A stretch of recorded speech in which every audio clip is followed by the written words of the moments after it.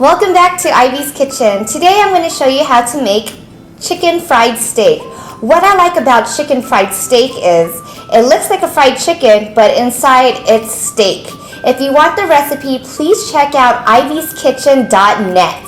And if you want to see how I do this, keep on watching. For the complete recipe, please check out ivyskitchen.net. So I bought beef round steaks. Now what I want to do is I want to flatten the steak so it will be quick to cook.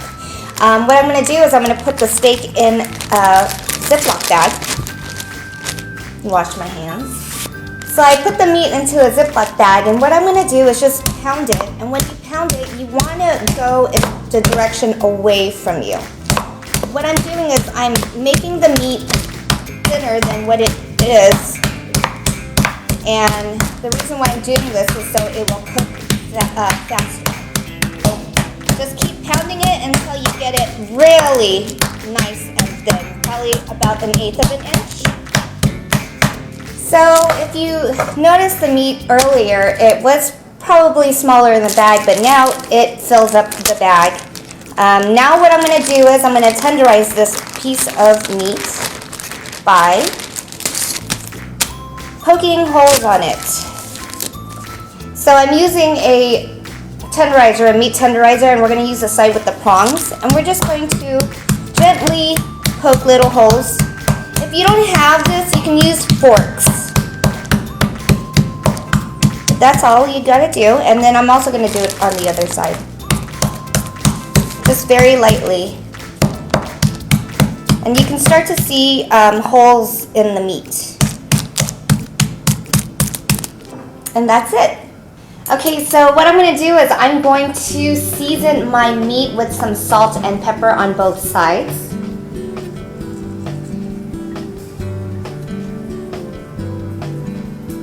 So there's the salt, and here's the pepper. And the other side.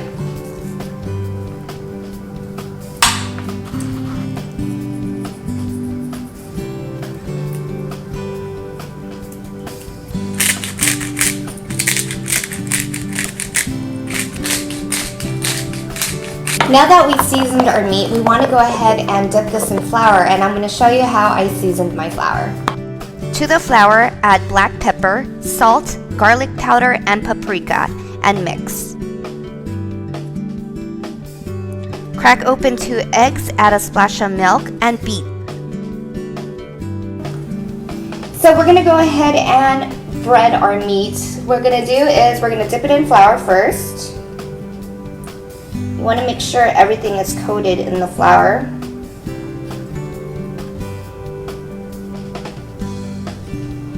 Gets a little messy, but that's okay. That's the fun part of cooking. It's getting your mess on. Okay, and then we're going to dip it in the egg.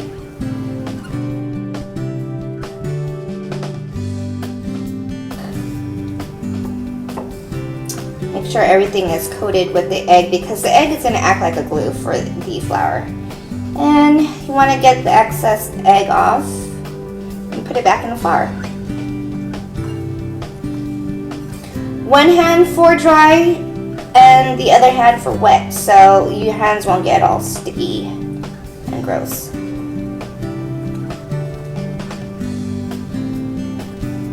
And what we're going to do is we're just going to put this on a wire rack and let it sit for about 20 minutes or so, because you want the flour to really stick to the meat. And I'm going to repeat this for all the other ones. Heat up oil in a skillet. I'm using a cast iron skillet because it gets really hot. And it looks like only one of these steaks will fit in. I'm going to go ahead and put that in there. And just let it fry. Don't touch it until it's crisp on the bottom, because if you touch it, all of the flour is just going to stick to the bottom of the pan. So it's going to take about 4 minutes on each side to cook. And if you want this recipe, please check out ivyskitchen.net. And if you want to follow me on Instagram, I'm on Instagram under Ivy's Food, and facebook.com/ Ivy's food. If you want to, you can definitely check the bottom of your steak. If it's nice and golden brown, then you know it's ready to flip over. Yes, it is gorgeous. Let me go ahead and flip that over.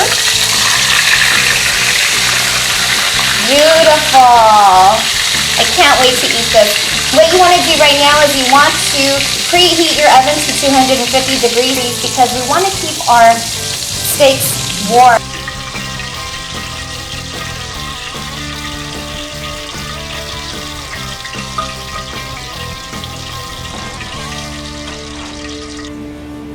So my steaks are in the oven warming, and right now I'm going to make a gravy out of the same pan that we cooked our steaks in. What I did was I ditched the fat, but I left a lot of the crud there because that's where most of the flavor is going to come from. To this I'm going to add about 3 tablespoons of butter, and we're just going to melt that butter. So this is the gravy that we will be making for our country or chicken fried steak. I'm not for sure if it's country fried or chicken fried. I guess it just depends on your preference. And what I like to do is I like to use equal parts butter to flour when I make a gravy. Again, if you want this recipe, please check out ivyskitchen.net. Okay, it looks like our butter has melted, so I'm going to add the flour. And this is about equal parts flour to butter, as I mentioned earlier.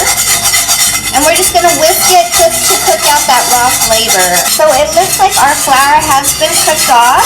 So I'm going to go ahead and add the chicken broth to this. And I'm using low sodium chicken broth so I can control the salt. So what we're doing is we are deglazing the pan. And I'm just going to let that sit so it can thicken up. We pretty much just want to bring this to a boil. And when it becomes to a boil, we want to go ahead and add our milk to give it that nice creamy gravy. It looks like our chicken stock is bubbling, so we want to go ahead and add milk. And you want to use skim milk, not the low-fat, non-fat stuff or the 2% milk. You want to use the full skim milk.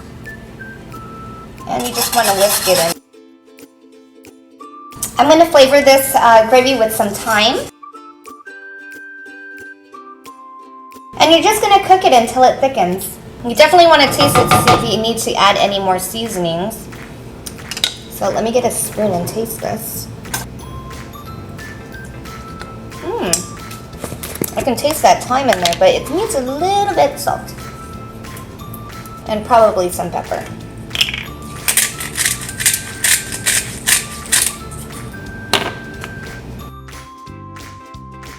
Now it's time to try this.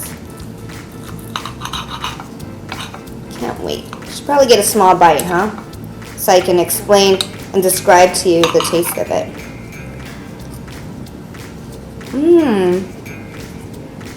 I like how crunchy the flour is on the steak. And the steak is really tender. Let me try this gravy. I could really taste the thyme on that gravy. And it's really creamy and thick. This is so perfect. I love this. If you're interested in seeing this recipe, please check out ivyskitchen.net. And I want to thank you guys for watching this episode of Ivy's Kitchen. Please subscribe so you know when I do post a new video. Until next time, see you guys later.